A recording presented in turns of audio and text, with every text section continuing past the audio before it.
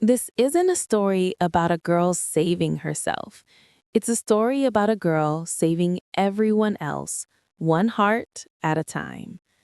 Before starting the story, please subscribe and like the video and listen through end for chill. Amara Johnson was born in a quiet American suburb where houses sat evenly spaced like teeth in a perfect smile. The lawns were trimmed, the mailboxes polished, and the neighbors friendly enough to wave but distant enough to keep their doors locked. To the outside world, the Johnson family was a classic American family: a hardworking father, a devoted mother, two kids, and a house filled with framed school photos and scented candles burning on the kitchen counter. People assumed their life was simple, but nobody ever really sees what happens inside a home once the door closes. Amara was different from the very beginning. She wasn't loud, but she wasn't quiet either. She wasn't rebellious, but she wasn't obedient without reason. She wasn't fragile, though the world often treated her like she was. She had skin the color of warm mahogany, deep brown eyes that sparkled like river stones, and hair that crowned her head in thick curls her mother took hours to braid every Sunday. "Your hair tells the story of your strength," her mother, Lila, always whispered. Amara believed it.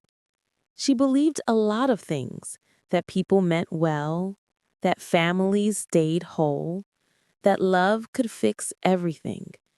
But life has a way of teaching lessons at the exact moment you think you don't need them. The Johnson family was proud, loud, loving, complicated, like most Black families, carrying generations of history inside their chest.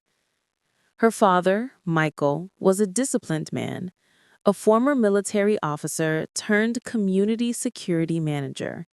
He walked with a stiff confidence that came from both pride and exhaustion. He was respected by everyone, except maybe himself. Her mother, Lila, was the gentle fire of the home. Soft-spoken and less pushed, firm but nurturing, a woman who carried 10,000 responsibilities but still asked if everyone else needed help. Her brother, Jeremiah, was 17 years old and tangled in the rough transition between boyhood and almost manhood. Quiet storms lived inside him. He loved Amara more than anyone, often calling her sunshine. And then there was Amara, 14 years old, with a mind full of questions and a heart heavy with secrets. Their home was filled with laughter, but also with invisible cracks, little things left unsaid, feelings shoved into corners,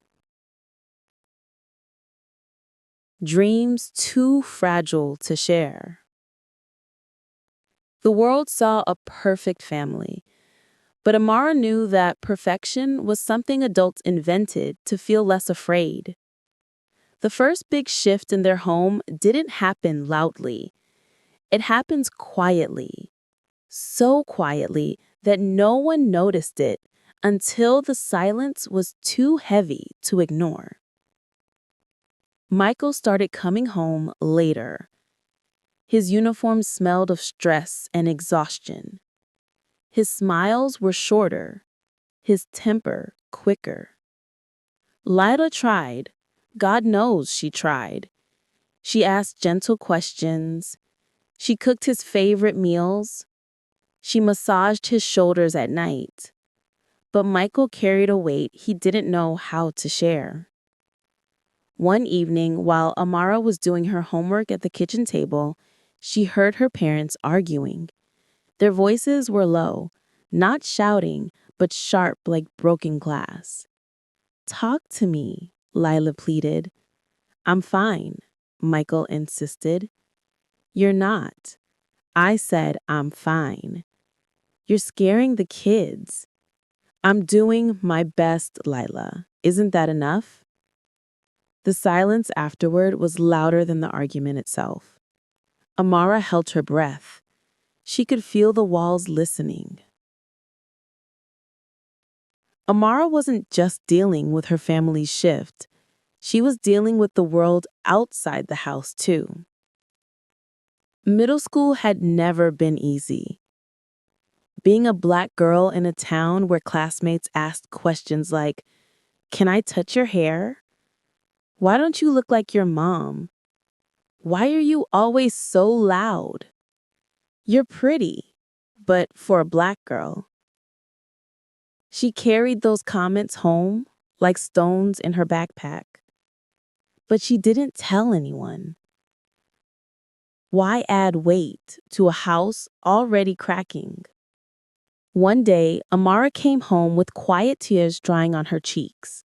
She had been mocked for her skin tone by a girl named Brittany, a softness hiding a cruel tongue. "Why are you so dark?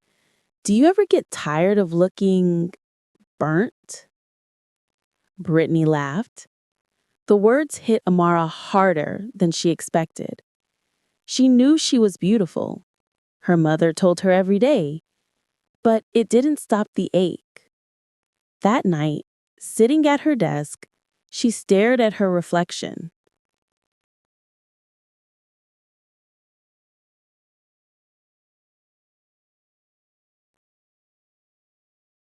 Her eyes were beautiful.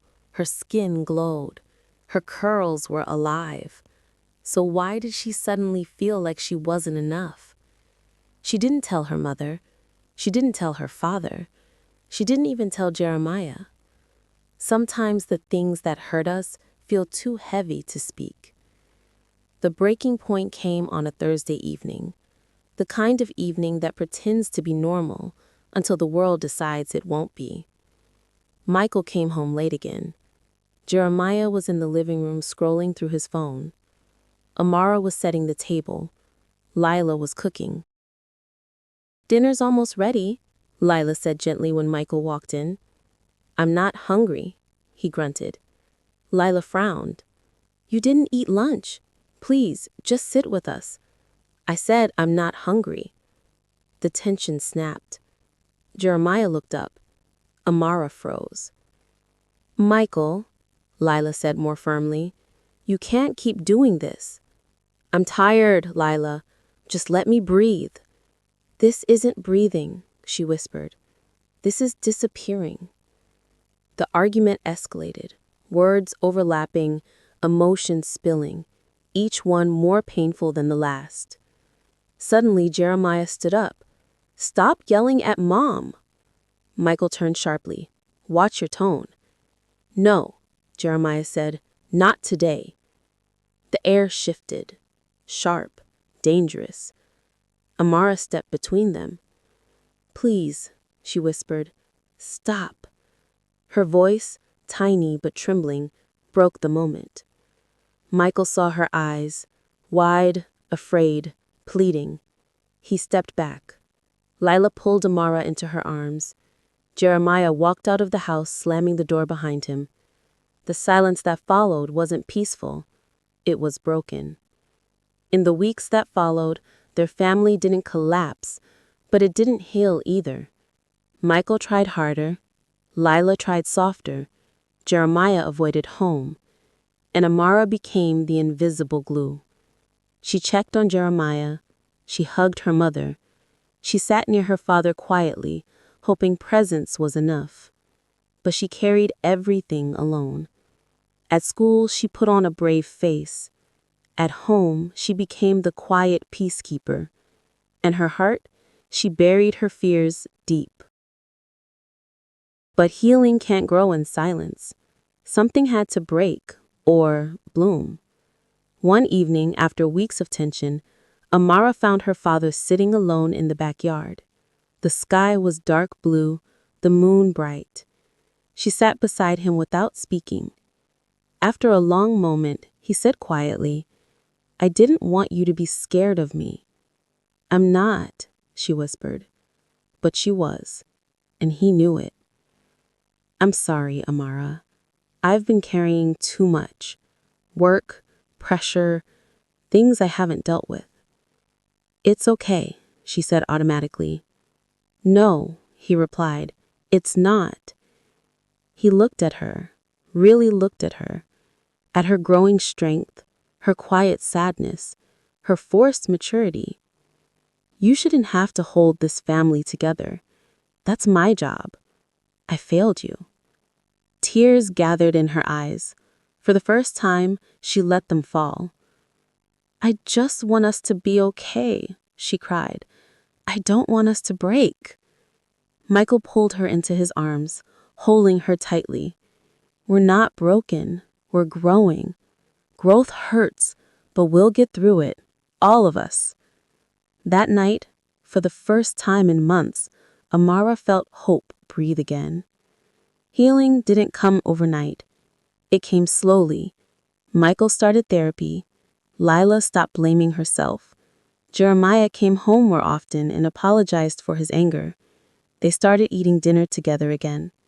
They talked, really talked. Amara grew stronger too. She learned to speak about her pain.